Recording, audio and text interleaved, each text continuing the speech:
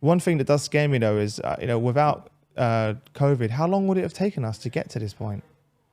Like I don't know. It would yeah, have taken, I think it would have taken, particularly in a banking context, yeah, knowing, yeah, like some of the data we had, right, was pre-COVID. And so we're a global organization of like 86,000 employees. mm, Only 700 people had formal flexi work arrangements. And yeah. now it's like over 50, 60,000, and we're kind of moving to our remaining markets. So I think that just showed, I think if COVID hadn't happened, it would have taken a long time, It's because hard to even think. culturally, I think Yeah, particularly in financial services institutions, very used to 5 days a week for lots of roles in the office, right? And I yeah. think what it did is, like you said, it kind of, it gave employees a voice, but it also then meant people they weren't going to accept that way of working anymore.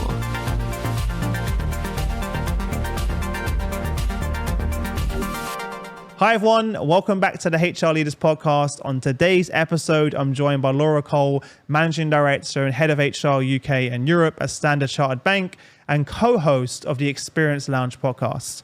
In the episode, we discuss how Standard Chartered Bank is reinventing employee experience, as well as the top 3 essential components to an employee experience strategy. As always, before we jump into the video, make sure you hit the subscribe button, turn on the notification bell, and follow on your favorite podcast platform so you never miss an episode. With that being said, let's jump in. Welcome to the show, Laura. How are you? Thank you. I'm very well. How are you? I'm good. Nice. It's been a while since we last spoke. I know you've been super busy, right? Yes, it's been a crazy few months. Business travel, holidays, COVID, yeah. Everything. Yeah. Everything. Well, let's go to the positive. Where did you go on holiday? So a bit of a change for me, because I lived in Asia, so Hong Kong and Singapore, for 10 years and was kind of used to Bali and Thailand. And so we went to Mallorca. Oh, Sorry, okay. not Mallorca. That's my trip in September. I went to Lanzarote. God, I'm even getting confused. I love the way, like, that's a good life that you're getting confused by the 2 holidays that are great. The 2 holidays, I know that makes me sound incredibly privileged. But yeah, a sort of an all-inclusive one, which was, I guess, different to what I'm used to, I suppose. Yeah. But it was good. Was it you're like, oh no, I'm surrounded by loads of people from the UK again? Is that what it was? He good cocktails though, which I was surprised at, because I'd heard kind of all inclusive they water them down and stuff. Oh, but actually, it's the opposite. Normally they make them really strong, so you tip them. That's what I found. Like really good espresso martinis, Aperol spritz, like proper decent ones. And kids club, which I think when you've got little ones, so my son's 3, that's what you need, right? You've got what? So what am I missing out on now? Because Robin was with us 24 hours. What's this kids club thing? Well, actually, I say kids club. They can't go in till they're 4. But I went with my niece, 2 nieces. One's like nearly 5, so she went. But yeah, good swimming pools and stuff like that to keep them entertained. Nice. So can you leave them to do their own thing, or if someone watches them, or no? It's not oh no, obviously, yeah. Oh, okay. My son can't really swim yet, so that would be kids club, dangerous parenting. I thought you could drop them off some sort of kids club and go off and have fun. Oh, you can, like when they're a bit older. Oh, okay. Definitely. Like they have to be. I think most of them are like over 4. They have to be. Yeah, to be able to leave them. So sadly, we missed out slightly on that, but my niece went, which at least, balances out the kids to adult ratio. Yeah, they have something like that in my gym at the moment. They just started where you can drop your kid in like there's like a nursery in your gym. Like a creche thing. Yeah, so you can just like drop your kid there, go gym. Like both of us, and my wife and I can go gym, because normally one of us have to watch, but it doesn't start until 4. So Robin's I've got a theory. I think it's to do with they've got to be like 100% potty trained, which obviously some of them would be. Yeah, but otherwise I think it's a bit like, well, we don't want to be dealing with that. So. Fair enough. It's not the most glamorous thing in the world as well. But tell everyone, so you mentioned a few things already, but tell everyone a little bit more about yourself personally and your journey to where we are now. Sure. So my background sort of work-wise, actually 10 years of my career has been overseas, so in Hong Kong and Singapore. I started out in the UK with BT on a HR graduate scheme, so sort of did different HR assignments during the 2 years, and then moved quite quickly actually to Hong Kong and did a range of sort of regional roles. My background, probably the last 8 years, has kind of been transformation, HR tech, employee experience, but I've also then had a sort of mix of some operational type roles. So I've done like a head of HR services role, and then now more recently heading up HR for UK and Europe. So it's been, I almost think, a bit of a kind of eclectic journey in some respects, with obviously quite a bit of international experience. I'm back in the UK now, nearly a year actually, which has gone scarily fast. But I think what it does mean is I bring, even to the sort of HR business partner role that I've got now, just a different lens to how I would approach doing that role. So very much with an employee experience, employee-centered focus, trying to bring in some of the techniques with human-centered design thinking. It's hard because there's often a lot of operational things that will come up too, but it's trying to create the space to also bring you know, some of that experience in. So yeah, sort of a real passion, I think, for employee experience, future of work. Like I led at Standard Chartered our Future Workplace Now program, which was implementing hybrid working across the bank. So some really big EX kind of change programs that I've led in the past, and then trying to bring some of that into my current role as well. Yeah, well, you're in the right space. Yeah, whether you realize it or not, you know, HR tech, employee experience, future of work, you kind of ticked. Yeah, and you have that international experience as well, which I think, speaking to you know, 600 plus HR executives, they always say to me, I look back at those moments of working on those assignments as one of the best parts that shaped me as a leader. And I think there's sort of definitely something about when you think of what the future of HR looks like and the skills that you want business partners to have. I think some of them around that kind of solution architecture, employee experience, they're some of the skills I think increasingly more we're going to look for BPs to have. So it has been an interesting experiment for me to kind of bring some of those skills into that HR business partner role as well. Or it's like everyone I speak to right now, it's in the top 3 employee experience. Like it's right there. Exactly. Whereas, you know, maybe a couple of years ago, we didn't even really speak about that. It was kind of way down the list. It's definitely matured, I think. Like, you know, CX has been, probably 20, 25 years now. But employee experience just seemed to have exploded over the last, crazy, really, maybe 3-4 years. I think obviously the pandemic really shone a light on it. I think so. Of course. Yeah. And then took that. So on that point then, what would you say, having designed these strategies, implemented them, what are the essential components to an employee experience strategy people need to think about?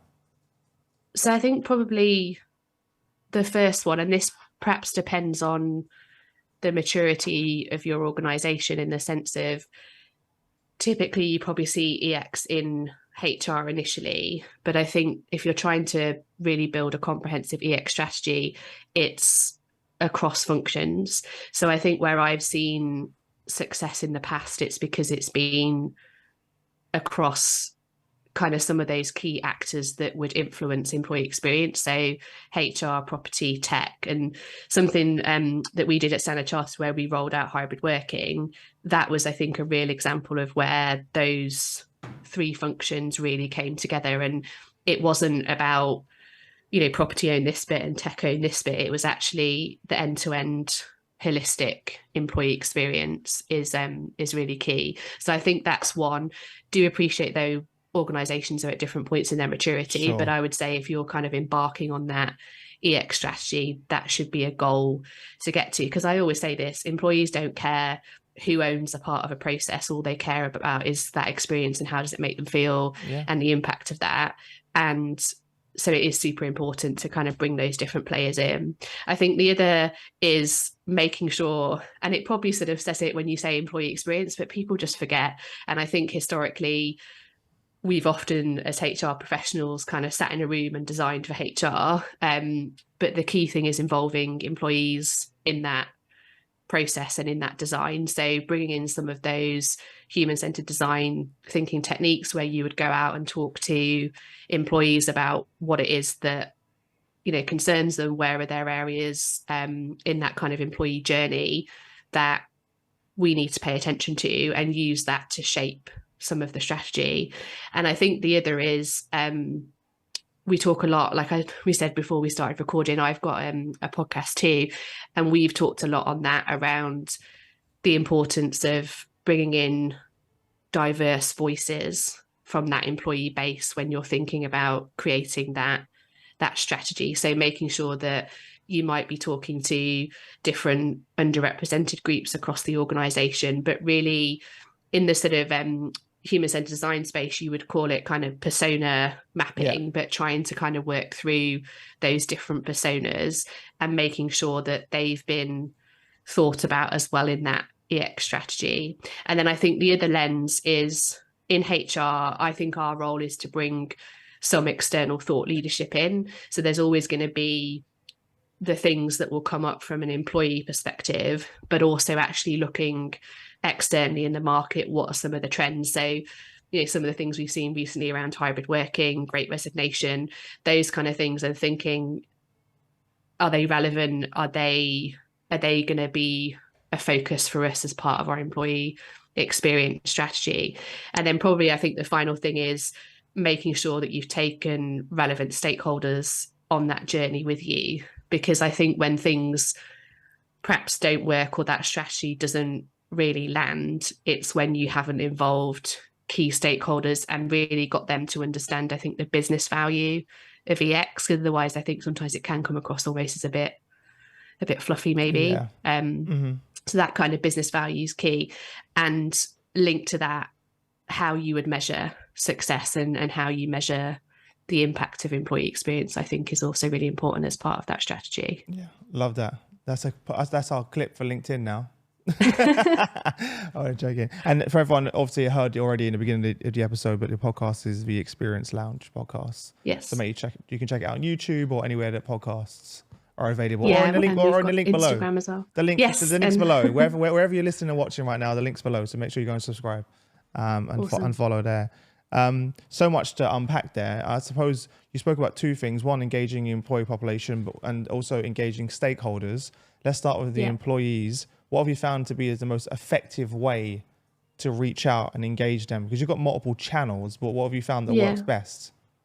I think it needs to be sort of an approach that's multifaceted, in the sense of you go out and do what we would call ethnographic research. So that's where you would go out, you would interview a group of colleagues about a certain topic, and you get really interesting feedback, I think, on that. So sometimes people say, oh, what, you only spoke to 25 people, but actually you start to see, as you speak to around 25, 30, the themes are very similar, and you can draw from some of those themes.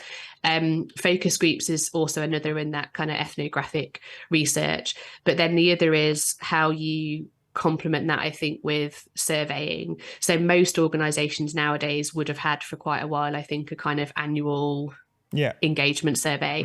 There's definitely still a place for that, for sure, but increasingly, I think, in the EX space, what we're seeing is that there's a need to pulse employees at key moments during that employee journey. And so I'd also be encouraging people to think about, where are they pulsing, and not really lengthy surveys. So we're talking sort of 1-2 questions, maximum. Almost a bit like if you've been to an airport and you have the sort of smiley face and you rate hit the button. Like hit the button and that's literally it. So key kind of thinking through some of those key moments. And there are... Is that to personas as well? Sorry to cut you off. Do you tailor those surveys to those specific personas, so it's actually relevant to that person on where they are in the journey? If that makes sense? Same way with customers? So you could kind of think of different... And we was, again, sort of call them proof of concepts, but different proof of concepts where you could look at, is there a specific part of that journey, a specific group of people? So it might be, for example, new joiner attrition. That is something you want to drill down into. So therefore you would be surveying at key moments, say from when somebody joins to a year of them joining, trying to understand what are some of those key moments that might then perhaps cause them to leave. And there are vendors out there that would be able to help you kind of work through that framework, but it's also something you could kind of build internally if that was your preference. I think probably the other thing is making sure you've got a platform and then again, there's loads out there that you could use to then do that surveying and get that relevant insight and be able to kind of really drill down into what those themes are. So for me, it's almost like not a one size fits all. Like it does need to be a different sort of set of techniques. And that's really then I think when you get quite a sort of holistic employee listening strategy, which is really key to EX. It's also when we get into that the word personalization, it's come up a lot.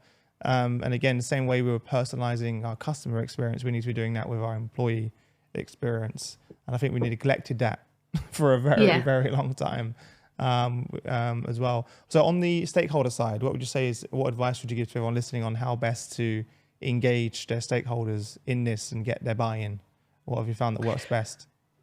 So one thing that we did at Standard Chartered, which has been successful, was set up an employee experience council. And that was where we had representation from all different business areas, also with the functions that I mentioned that typically in your internal experiences own a lot of those parts of the experience, so property, tech, HR, but also actually had representation from those in the CX space. So for us, that was individuals that were responsible for retail banking and having those in to try and make the connection between EX and CX. And why that worked well is because you had a group of people, and some of it, if I'm being honest, was an education piece, because there were experts, like myself and others in my team that know a lot about employee experience and kind of need to bring others on that journey. So there is a bit of an education piece, but also getting that stakeholder sponsorship and buy-in for if we were going to run initiatives. And I think one of the ones that was really successful, as I've mentioned, was our Future Workplace Now program, and that was hybrid working across a number of our markets. And that idea and the sort of program of work came out of the Employee Experience Council. So had that sort of sponsorship from key people in property, tech, HR, but also actually some of our business stakeholders. So I think doing something like that where you're involving different stakeholders from across your business is really important. I also think, though, that link that I said before for how you can show people how you measure or the return on investment, because I think if you're talking to certain stakeholders, they're going to be interested in what's the actual dollar value of this. Like, how can you show that it's costing the business this amount of money because people might be leaving, or whatever the stats are, that you can kind of create and that. And is it solving one of their challenges? Exactly. Sort of create that business case. So that's where, if you're thinking about your EX strategy, the measurement piece is so important, because as you start to get the data coming in, you can then use that to then do a number of things. You can translate that into business value in the sense of our business stakeholders telling us that these are key issues and the impact in their business, but you can also then work out things like the actual true dollar value impact of an experience perhaps not working. And that then links to to measures around things like productivity, and that's when I think you get some of the business stakeholders like really listening, because they can see the true commercial impact. It's no longer fluffy anymore. Yeah, exactly. It's not just we're trying to make employees kind of feel better at work. We've got some slides at work, we've got some sweets. Exactly. There's some real commercial benefits as well, and I think that's where you'll get that business buy-in. Yeah. What would you say is some of the common mistakes that you see that companies make, or perhaps you and the team have even made yourselves? I think one of the common mistakes is trying to solve for everything.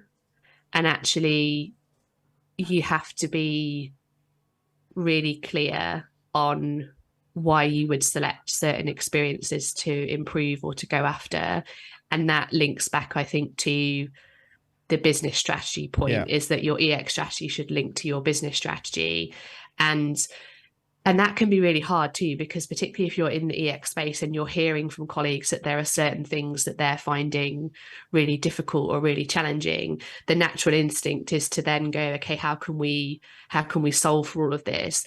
But actually it needs as EX practitioners and HR practitioners to kind of work through what are the things we're going to go after that are going to have the biggest impact, and they're also aligned to our overall strategy. So that's one. I think the other is the piece I mentioned about only thinking about it from a HR context. So the quicker I think you can bring in, and I've heard the phrase kind of use, your other backstage owners. So, you know, your property, tech, the other functions, because, you know, if you had an example like you're trying to improve the maternity leave experience, and in HR you did a bunch of stuff to make that better when people were returning, you know, guidance they had, they might have a coach, etc., but they get to the office and can't swipe through the door on day one, or their laptop doesn't work. It's kind of irrelevant. So you have to think more holistically about that experience, and how do you bring those different partners in. And I think that's really key. I love that one. And I've seen more and more sort of heads of and directors of employee experience. I've interviewed a few recently who actually own those journeys. So for example, they're head of employee experience for HR, IT, operations, etc. And that's actually their job. So they can own all of those important key elements, like you said, and they can have such an impact, and very quickly as well. Because, you know, they have to kind of engage anyone. Well, they do, but you know, it's a lot easier having ownership of that, which is really exciting. How have you found? You mentioned the future of what was the program you mentioned? We called it internally Future Workplace Now. Future Workplace Now. How did you manage because a big challenge that I hear from our audience is, how do you manage that in-person employee experience versus the digital employee experience? How have you managed to navigate that? Yeah, it is. It's still a challenge. I think that's probably the first thing. And we're still experimenting and learning. But one of the things, or sort of how we've approached it, is to look end to end at that employee journey, and using some of the data that we have, work through what are some of the experiences that we want to think about, both in the context of digital or somebody perhaps working more in a hybrid context versus when it used to be face-to-face. And some of those things might be your onboarding experience. So how do you pivot that if you're not going to have necessarily everybody join physically on day one, but also saying, what are the key things where we would expect that? And so the example I gave might be one where you say, actually, even if you work in a hybrid context, for the first day or couple of weeks, our expectation is that you would be in, you know, every day to build those connections and to meet people. But we've sort of targeted a few key experiences. So things like, if you're having a difficult performance conversation, how does that work in the context of virtual versus face-to-face? So for us, it was kind of really picking off some of those key moments and using the data that we'd got from colleagues to say, how can we support people leaders? How can we support employees through some of these experiences? And what are some of the changes that we would need to make? But I would say we're still learning. I think, like lots of organizations, it feels like this is the first year, particularly in markets like the UK, where it really is the first time we're properly able to kind of make this work. And our sort of position has been about how do we enable people leaders and employees to make this work in the context of how and where work gets done. So there's quite a lot we're thinking about now at the moment around the office almost as a tool, and the office as a place that you would go to connect, to collaborate, you know, to spend time with colleagues. But if you're coming in, for example, to spend all day on a set of MS Teams calls, that's not why we'd ask you to come into the office. So we're really trying to work through things like working agreements and some of those enablers to help people leaders think about how could you structure a week for people, and also how do you, I think a key one that is often I'm sort of seeing more broadly overlooked is around the diversity and inclusion when you're thinking about that hybrid experience. So even how you have effective hybrid meetings, if like when we all worked from home during COVID, everybody was on the same platform, right? So it was very, when you think of that being kind of fair and transparent, everybody was in the same position. But now there are scenarios where some people might be in an office, other people might be working at home and joining virtually, and it is trying to work through how do we make sure those meetings are still inclusive and supportive to people that might be working virtually versus being in the office. And that's when things like the enablers piece around office setup, tech, etc., is obviously so important as well. Yeah, we've got a lot to learn. Yeah, there's You know, it's a big, I feel like it's just a big experiment that we, you know, sort of organizations as a whole are still trying it's an important point work though, through. isn't it? Like, to say to everyone listening right now, you don't have to have all the answers. Yeah.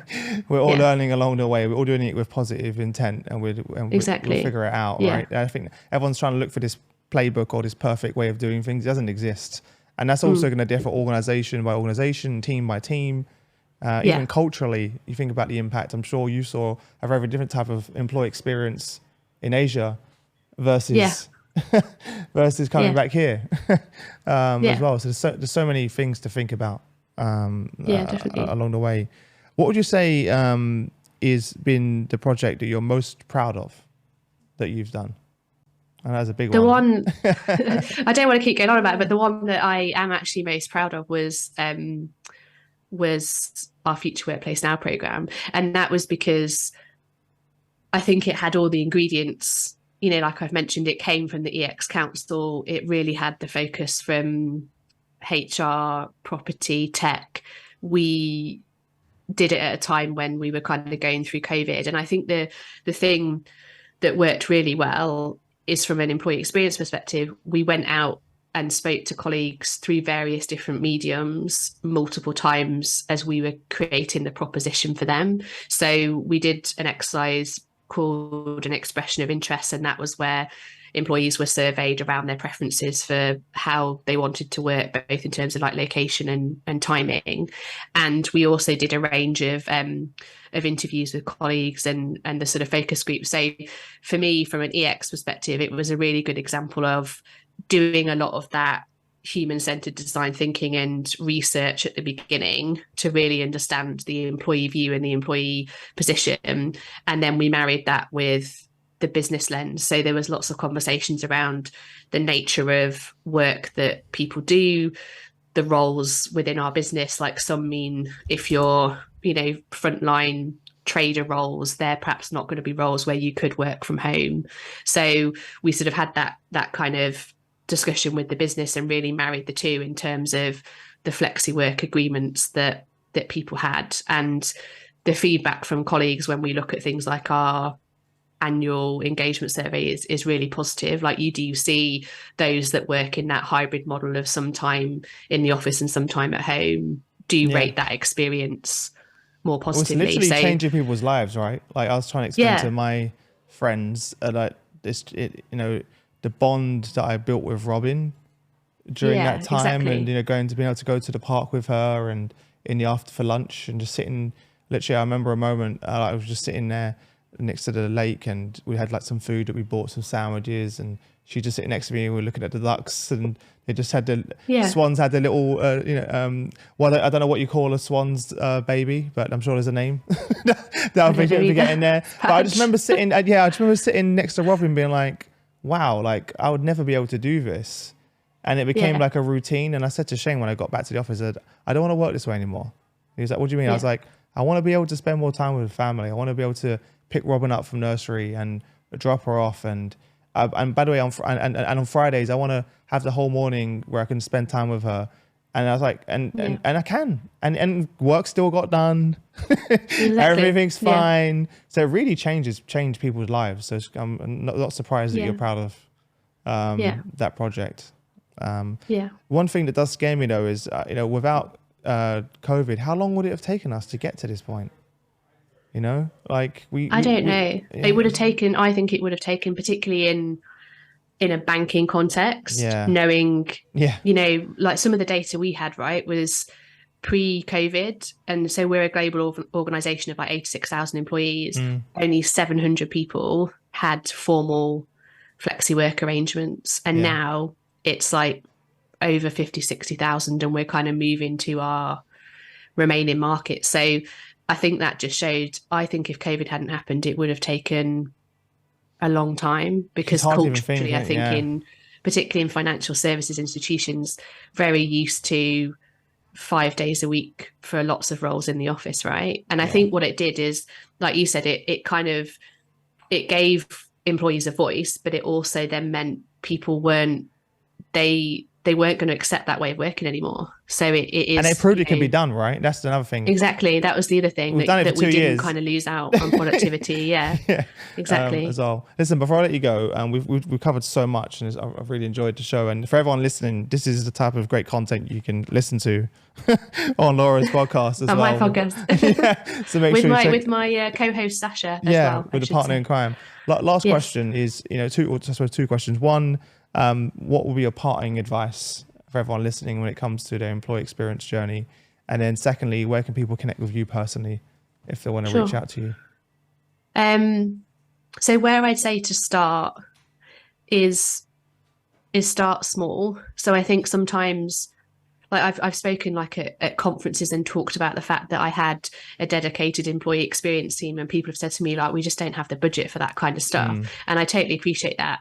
So for me, I would say start small. So even if it's that you're doing some interviews with employees in addition to your annual engagement survey, or you're starting to think about how could we pulse, the key thing is trying to develop that employee listening strategy and making sure that when you're designing, whether it's policies, tech, whatever it might be, that you include that employee voice in that design, and that you test and sort of prototype what you're designing with them. So it's not that sort of designing in isolation. So I would say start small, think of ways that you could include that employee voice in what you're designing, and that you're testing what you're thinking with them, and don't kind of get overwhelmed, because I think sometimes what some of the things we've talked about can feel, if you're starting out, quite sort of far off in the future, or they might seem really developed. And I know, like I say, things like budget and everything plays a role, but it's the key of employee experience for me is that you're listening to that employee voice, and you're getting that diversity of voice as well. So I think that would be really key. And then how people can find me, LinkedIn. So my profile, DMs are open. So Laura Cole on now LinkedIn. You've said that, you've opened up a whole... I know, I've opened the doors though. It's not, okay. And then also, obviously, I do have a podcast with Sasha White, which is at the Experience Lounge podcast, so that we have a LinkedIn page. But also, if Instagram is more your thing, we're on there with reels and stories and whatnot, so you can go on that too. Nice. Well, thanks for coming on. I'm glad we made it happen. Thank you for having me. And look forward to continue to follow the show. And I have no idea how you managed to do it all and have the job and be a mum and do the podcast, but keep doing it. It's full on. Thank you. As well. And look forward to doing it again soon. It's been a pleasure. See you later. Thanks very much.